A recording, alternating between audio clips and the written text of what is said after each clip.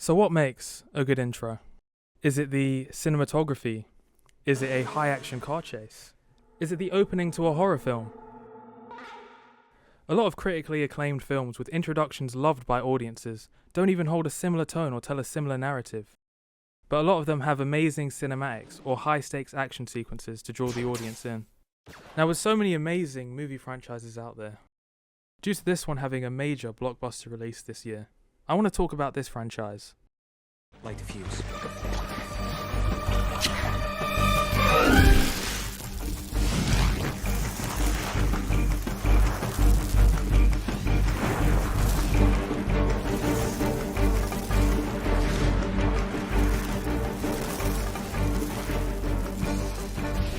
More specifically, Mission Impossible: Rogue Nation. For over 2 decades in film, Tom Cruise has been performing and trying to entertain us all to the fullest. Whether it's riding a motocross bike off cliffs, holding onto moving trains, hanging off the side of biplanes. Tom will put his life on the line to create a spectacle of a scene for audiences to watch. Yet, there was one stunt that took the world by storm when he did it back in 2015. I think this one hails as one of their greatest openings, and we're all used to his stunts by now, but this was one of the first movies to truly cement Tom as a man willing to perform almost any stunt. From it not only being one of my personal favourites, this scene is good at depicting each of the characters' personalities and the roles they play in the IMF team. The sequence was thought by Jim Bristol, Tom Cruise, and Christopher McQuarrie.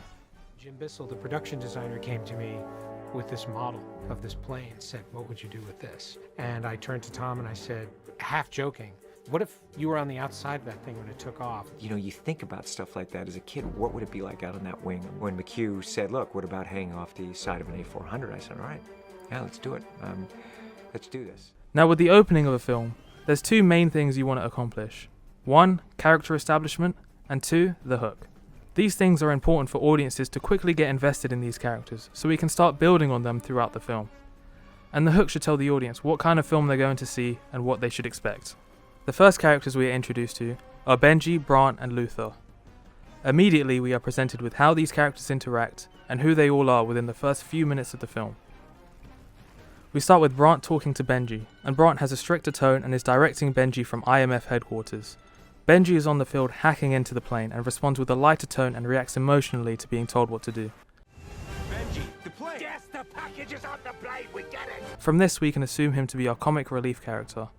We have now established Brant as a higher position agent, whilst Benji is on the field as a tech agent. As we move through the scene we are introduced to Luther, whilst establishing that their current plan is not working. I've been here 2 days. Benji needed my help. I didn't need help. I needed assistance. It's a different thing. The package is still on the plane. And our characters are breaking the law to complete their mission. It involves hacking a Russian satellite, I can't authorize that. which is why I didn't ask permission. We are under investigation for misconduct. The package is on board. What do you want me to do? And with Luther, we have now established him as a tech-smart character who we don't need to assume to be our comic relief, based off his tonality. But he's also there to further reinforce the fact that they are not our typical government agents working under the law. All we know is they need to get a package off the plane and whatever their current plans are not working. This means the scene has established our main IMF team and the audience knows what the context is and stress of the scene all before our main protagonist is introduced.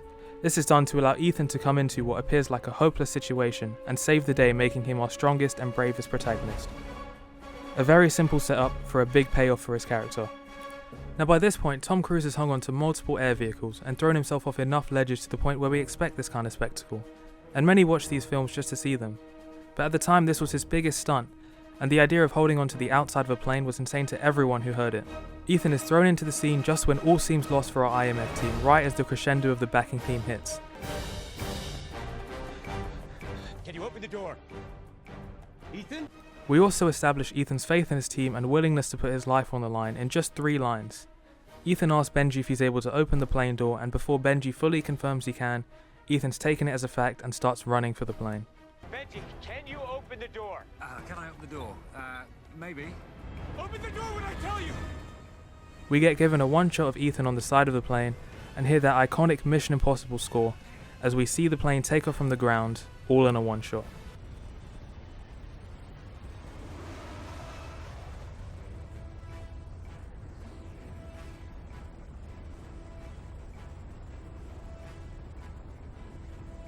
Since this shot was filmed practically, it makes it feel all the more real and dangerous to the audience. As the audience watch the spectacle, Benji finally opens the door and the music hits another crescendo, then cuts to bring the audience back down as Ethan tries to find his bearings.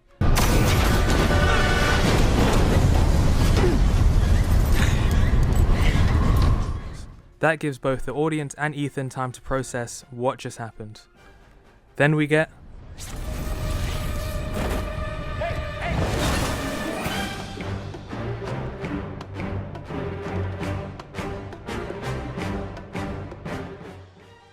this stunt works for multiple reasons, with the first being that Ethan Hunt is presented as this unstoppable force who will do anything right at the beginning of the film, leading the audience to wonder what he's going to be doing next.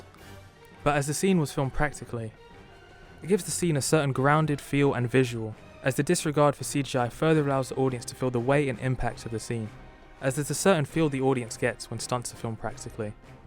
When things are CGI, the audience can tell, and it removes the gravity of the scene. Every Tom Cruise stunt has to be more extreme than the last. So to innovate this concept of a stunt in a movie that is set in the real world whilst not breaking audience belief is only possible due to the extreme care gone into producing this scene and all the practical effects.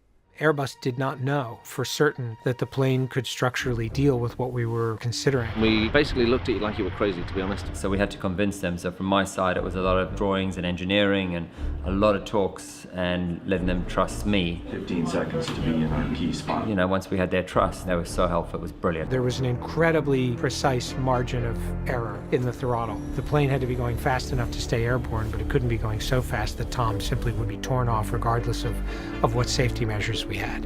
We had scleral lenses fitted for my eyes. I tested those because we were also worried as the wind is blowing if it could fold the lens over on itself, which would have been very uncomfortable and not so safe. The risk of any debris that was on the airfield, Any particle that could hit me, even a small little rock. if it was sucked into the propeller and hit Tom, it would be traveling at the speed of a bullet. If that goes into my eye, it's going to go through my eye. And there was nothing to protect his face. Then we're also concerned about bird strikes. As he came in, he hit an owl. He hit it so hard, you can actually see the feathers. We simply could not control the variable of birds flying in the path of that airplane. And if a bird hit Tom at that speed on any part of his body, that would have been the end. The stunt in itself could have just been a tool to draw audiences in. But how the characters were presented alongside and the package Ethan grabs are all relevant to the story and further push the narrative, all act as the inciting incident for the rest of the film. The audience are pulled in, character dynamics are shown and set, the tone of the action for the rest of the film is set. And this is why out of the whole franchise, I think Mission Impossible Rogue Nation has the best one.